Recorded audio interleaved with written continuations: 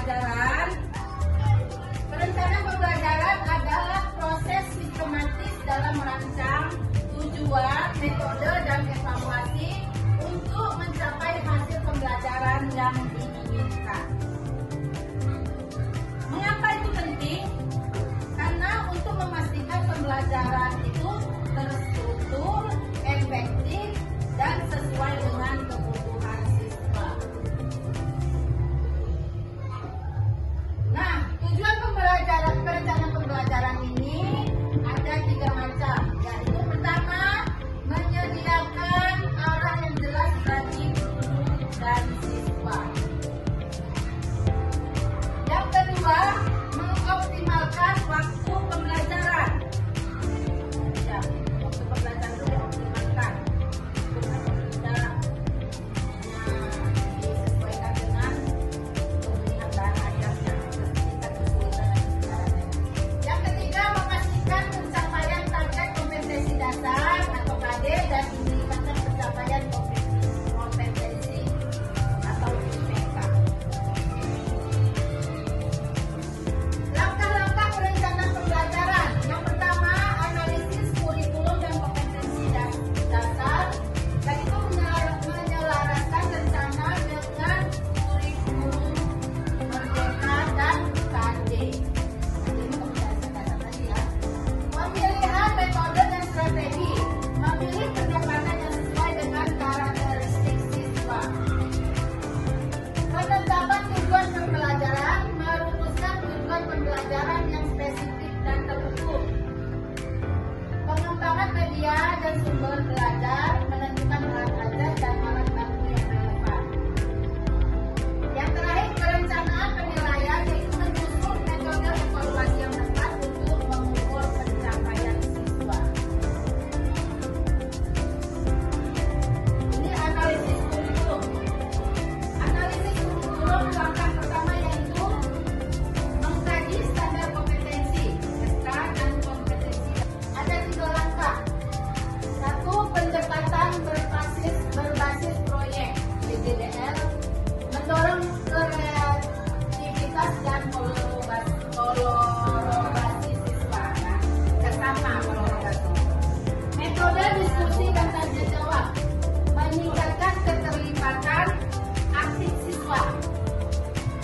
Yang ketiga, pembelajaran diferensiasi, yaitu mengakomodasi kebutuhan siswa.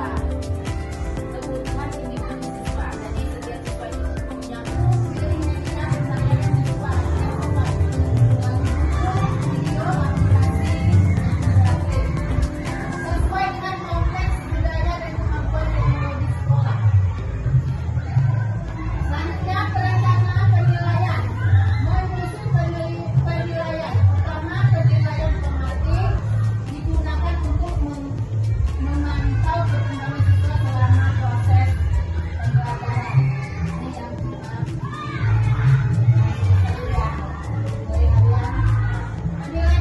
digunakan untuk mengukur pencapaian setelah pembelajaran selesai. Ini yang semester. Contoh alat penilaian pertama, servis, proyek, presentasi, rubrik, dan penilaian kerja. Ini masih seperti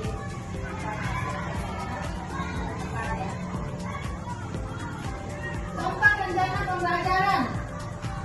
Pertama, topik.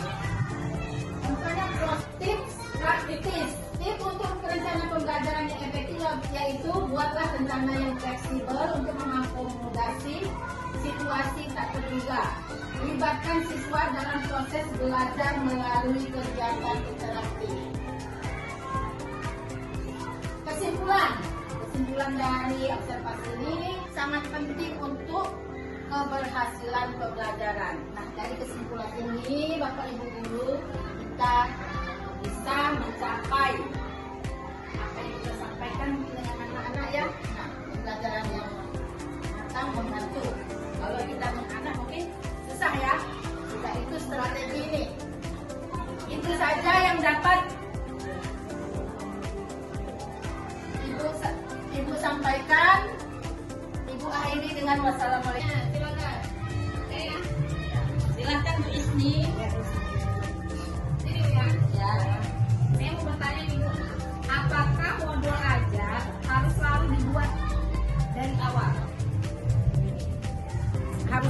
dari awal. Tidak harus Ibu. Yang penting guru dapat memodifikasi modul ajar yang sudah diajarkan. Sudah itu agar sesuai dengan konteks yang akan diajarkan itu. Ya, yang penting ini guru dapat memodifikasi. Pertanyaan yang kedua.